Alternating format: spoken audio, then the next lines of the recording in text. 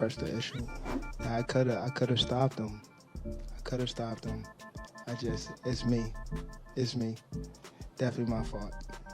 Definitely my fault. I'm gonna do me. I'm gonna do me regardless. I told him leave his mom and, the people home, and he still broke. It's crazy, man. It's gonna get bad. It's gonna get bad, man. But, it's all love. Devon Davis and Lamont Roach are arguing again on social media. Davis said he could have won the fight, but let Roach win. This statement caused a lot of controversy. Not only did Roach respond, but many fans and boxing experts also disagreed. Some even said that Roach would have won no matter what, even without the knockdown. I think you learned. I definitely could have. That was on me too. That was on me for sure. Because I didn't pick it up when I was supposed to pick it up. And I could have definitely did more. Definitely did more. He caught me with a good shot, but it was times that I sat in there with him and I'm like, damn, this guy like super slow. Well, not super slow, but he's slow. And I could have took advantage of the moments, but Most people believe Lamont Roach won the fight, especially because of the knockdown. They think he was only cheated because all the judges gave the 9th round to Devon Davis. Some argue that Davis should have been disqualified or penalized if the judges had made the right call. However, after Davis recently said that Roach only won because he let him, many people have gone further, saying Davis didn't deserve the win, even if the knockdown had been ignored. I was boxing too much in the beginning, and when I felt like he was slow, it was just already late down the line. Many people believe Roach Jr. and his team have a strong case to get the decision changed if they appeal. However, the ruling went against them, and even though Roach tried to challenge it, his request was denied. Roach shared several posts online about it. In one, he said, "Y'all are crazy if you think he just had a bad night. Fighting me is different. I told y'all from the beginning, just because I feel like I won, y'all act like I said it was easy. The knockdown should have given me a clear win." He followed up by saying, "I handled it in the ring. Ellery, you're about to make me call you out for being biased. I know he's your guy, but leave it alone. I'm not suing anyone. I just want them to fix the knockdown they took away from me. Get it right and report it properly." What you talking about? Like, they ain't gonna give it to you. I was like, oh, is that right? So, that's how boxing works. It's sad to say, that's how boxing works. I'm not, totally upset. I figured with a superstar, you won't get too much on paper. When someone suggested that overturning the knockdown would mean Roach Jr. won by split decision instead of a unanimous decision, he responded by saying, "The judge who scored the fight for Tank gave him that round. If the knockdown is counted as 10-8 in my favor, that's a 3-point swing, so I would have won that card too. Go back to your cave, casual. Roach Jr. is correct that if the knockdown was overturned, he would have won by unanimous decision, not split decision. However, he would likely be happy with either result." The main takeaway from the Roach versus Davis fight wasn't that Tank was exposed as a fraud or performed poorly. Instead, it showed that Roach fought exceptionally well and had the right skills and strategy to make things difficult for Davis. Think about what happened in the 9th round. How frustrated are you that that wasn't counted as a knockdown? Man. That doesn't mean Tank shouldn't be criticized for his performance. Many people have pointed out that his habit of starting slow and throwing too few punches almost cost him or did cost him, depending on how you see the draw on his record. His actions in the 9th round also raised questions. He thought he could take a knee to call a timeout, asked his corner to wipe grease from his eyes, and seemed to expect special treatment from the referee, and got it. These things deserve plenty of criticism. However, Roach deserves more credit than Davis deserves criticism.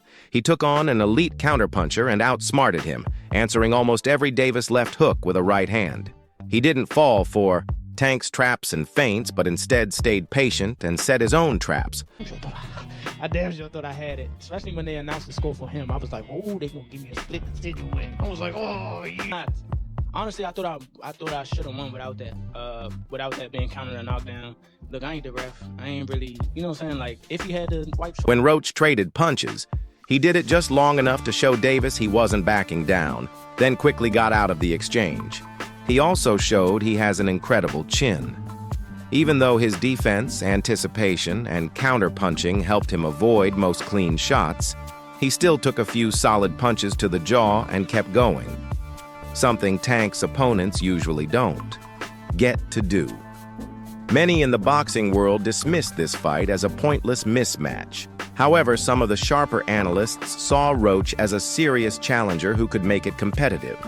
Still, hardly anyone expected the Reaper to come close to ruining Tank's perfect record. He had the white shirt out his eye, but the rules do state if you voluntarily take a knee, then that's an automatic 8 count.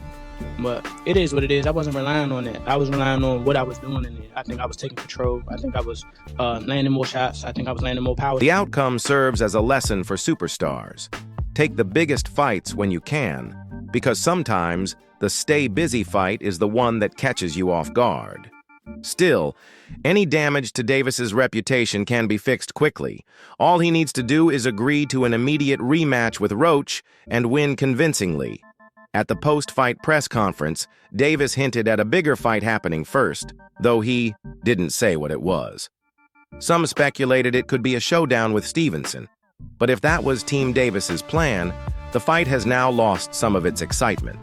But as soon as I heard that 114, I was just like, damn, so, yeah, man, it's just crazy. I ain't gonna lie. It's okay. We can run it back. It's okay. But if that was kind of a knockdown, I would win the majority decision.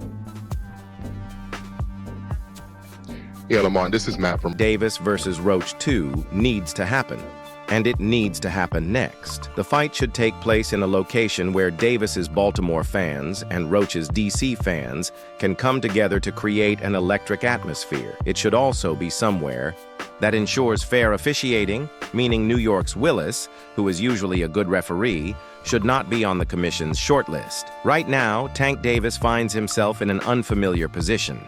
Once seen as the next big superstar after Floyd Mayweather, he now has to battle his inner struggles and take on the tough challenge of rebuilding his reputation. I don't know, did y'all see me in the ring tell him to keep counting?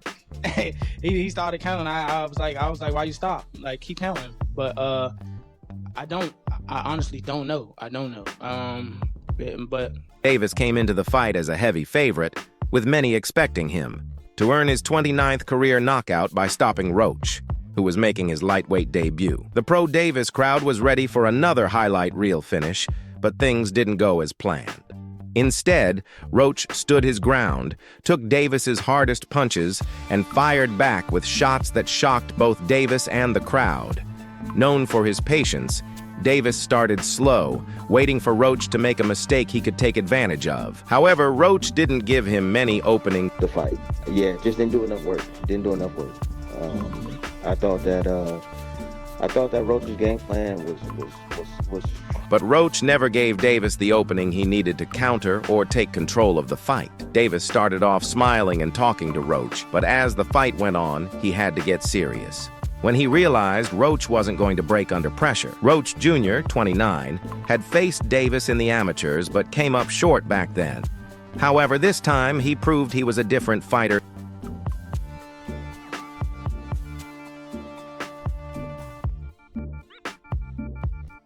Once they turned pro, their careers went in different directions.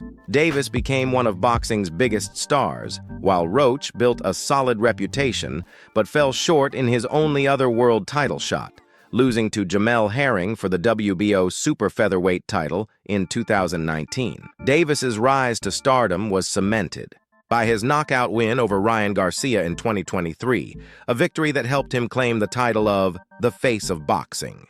But against Roach, he nearly let that status slip away with an underwhelming performance. Their history as amateurs may have given Davis a false sense of confidence going into the fight, but Roach was well prepared for everything, including Tank's fight-ending power. By the middle rounds, Davis's smile was gone as he realized the knockout he expected wouldn't come easily. He started throwing more punches to create openings, but Roach stood his ground, countering with sharp shots and combinations. Davis focused almost entirely on body shots, trying to wear Roach down, but Roach kept pushing forward unfazed. Every time Davis slowed down, Roach would land a counter. In the 8th round, Roach stunned Davis with a clean right hand. While Davis was never in serious danger, the counter made it clear he couldn't afford to fight recklessly. Pretty much scared nobody. It's all about the bread at the end of the day. In the perfect world, if I could have it, if I want to have it, thank God Lamont Roach made a name for 135 division because we needed somebody. But let's be real. So now we got a new person. Thank God. So now we got Lamont Roach. If I got it my way, Bait and trying to bait, but Roach was just really patient. Roach was patient, bro. He was tight. He was patient. And he wasn't really rushing in. And every now and then he'll make a mistake. He'll probably lunge a little bit or reach with the right hand. Yeah. And then he got countered. You know what I'm saying? But he didn't give a whole lot of, and it made me really think Realizing the fight might be slipping away, Davis, 30, stepped up the pace in the championship rounds. He landed some big power shots, but none were enough to seriously hurt Roach. However, his increased activity was enough to win him the final 2 rounds on all 3 scorecards, allowing him to escape New York with a draw and keep his title. Davis fought a very controlled fight, landing 103 of 279 punches, while Roach was the busier fighter, connecting on 112 of 400 punches.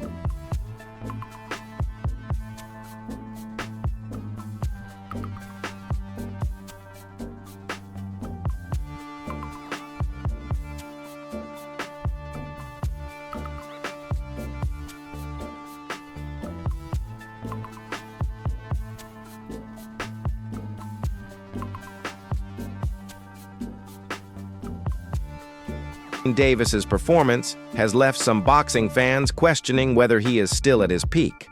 Former 2-weight world champion Paulie Malignaggi has now shared his thoughts ahead of the possible rematch. Malignaggi, who has experience with rematches having defeated both Juan Diaz and Lovemore Ndu in their second fights, spoke to ProBox TV. He suggested that Davis might have a mental issue affecting his performances. He also pointed out that for years, there have been behind-the-scenes concerns about Davis that rarely get discussed, which might explain why he is often matched against heavy underdogs with records like 15-1 or 20-1.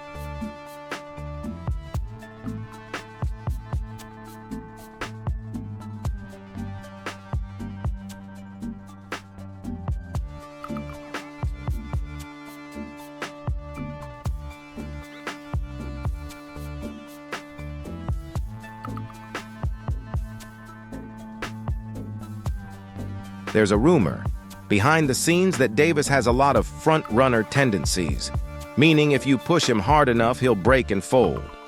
This idea is gaining traction because Lamont Roach, being from the D.C. area, grew up around Davis and fought him in the amateurs.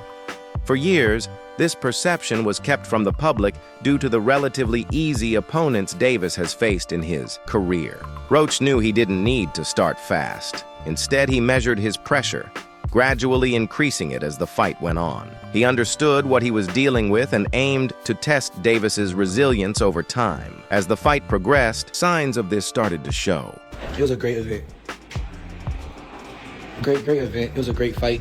They put in a fantastic performance. Both of them did, for real. Both of them really did put in a fantastic performance. It was a great fight, you know? All that good stuff. All that good stuff. You know, it was a draw. At the end of the day, people are unsatisfied. You know, I feel like, There was speculation that Davis was fouling, with some even interpreting that he tried to bite his opponent at one point. While that wasn't entirely clear, his actions, like taking a knee, raised questions. Many believe that Davis is mentally weak despite being physically gifted. The best way to beat a front-runner like him is to drag him into the later rounds rather than taking big risks early on. Fellow lightweight world champion Keyshawn Davis also weighed in on the fight, sharing his thoughts on whether Tank was exposed. Tank's performance left many questioning his abilities, and Keyshawn gave his take on the situation during an interview on the Porter Way podcast. WBC title and defend against him, so I don't know what that's going to bring us. But let's move on to the main event. Gervonta Davis and Lamont Roach. Certainly, I think the draw controversial, but I think Lamont Roach wins the night. I think his performance wins the night. Here's the thing, though. Lamont Roach was always a solid fighter, solid fundamental, and I'm going to reiterate what I said before. Solid fundamental fighter. Nothing that wows you, though. No crazy speed, no crazy power. Keyshawn Davis doesn't believe Tank Davis was exposed in his fight against Roach. Instead, he thinks Lamont Roach was simply better than people expected. He admitted that he initially thought Tank would knock Roach out, but Roach proved him wrong. While Lamont was underrated, Keyshawn doesn't think Tank was exposed. Following Tank's underwhelming performance, the undefeated Keyshawn Davis has now spoken out, claiming he could be the first fighter to defeat him if given the chance. Speaking on the Come and Talk to Me podcast, the WBO lightweight champion expressed confidence in his ability to beat Davis, referencing their past sparring sessions. "I always felt that when I actually fight him, it'll be easier than I originally thought," Keyshawn said. "Just based on knowing myself, my size, and what I bring to the table, I've always been confident about stepping into the ring with him." Solid fundamental fighter who's been well-schooled, well-taught, and well-balanced. And that's who he was tonight. His sense of positioning allowed him to catch and shoot in some spots. He had a mentally strong game plan in terms of he was trying to hold ground a lot and sort of back up Gervonta Davis. Davis still, when you really think about it, he ends up fighting a Lamont Roach, who's a 130-pound champion, been a perennial contender for about 10 years, finally won a world title. You bring him up in weight. Keyshawn Davis believes a fight against Tank Davis wouldn't be a physical war, but more of a strategic battle. "It's going to be a chess match, and I'm just smarter than him," he said. "If my confidence was at a 9 before the Roach fight, it's still at a 9. Meanwhile, legendary top-ranked CEO Bob Arum also weighed in on Tank's performance. Speaking with Sean Zittel on March 28th, Arum said, "I thought Roach won the fight. It was close, but I think Davis needs to start taking boxing seriously. It's not just about media hype. I don't know him personally, but he seemed kind of ordinary." A rematch between Davis and Roach is expected this summer, but newly crowned WBO lightweight champion Keyshawn Davis has his own plans in mind. Well, lightweights, tough lightweights that are out there, you go outside the weight class to defend the title and get a smaller guy, which is something that he's done already before with Garcia a couple years back. The guy he fought before he fought Ryan Garcia. I don't know, man. I can't keep reiterating how disappointing Gervonta Davis has been as far as the resume is concerned. Keyshawn Davis shared his thoughts on the ideal next fight during an interview on the Danza Project. He believes a matchup between himself and Lamont Roach makes the most sense. "Me and Lamont Roach, stylistically, is the hottest fight in the division. Lamont stood toe-to-toe with Tank, the hardest puncher at 135, so put him in there with me. I'm not going anywhere, we're going to fight. Nobody's scared of anybody. At the end of the day, it's all about the money." Davis also credited Roach for making a name for himself at lightweight. "Thank God for Lamont Roach for shaking things up in the 135 division. We needed somebody. Let's be real. Now we've got a new contender." As for the immediate future, Davis had a different suggestion. "If I had it my way, Shakur and Tank should fight first. Let them go at it. Meanwhile, let me fight Lamont, no need for an immediate rematch just yet." For my honest opinion, I feel like me and Lamont Roach, stylistically, is the hottest fight in the weight division. Yeah. Lamont Roach stood right there with Gervonta, the hardest puncher in the division, right? Ooh. So put him up against me, I'm not going nowhere. I'm really gonna box, man. We're gonna fight. I feel like stylistically, that's one of the best matchups in the division. Keyshawn Davis even took on the role of a promoter, pitching a plan that could excite many boxing fans. No matter what happens between Lamont and me or Shakur and Tank, the rematch can still happen later.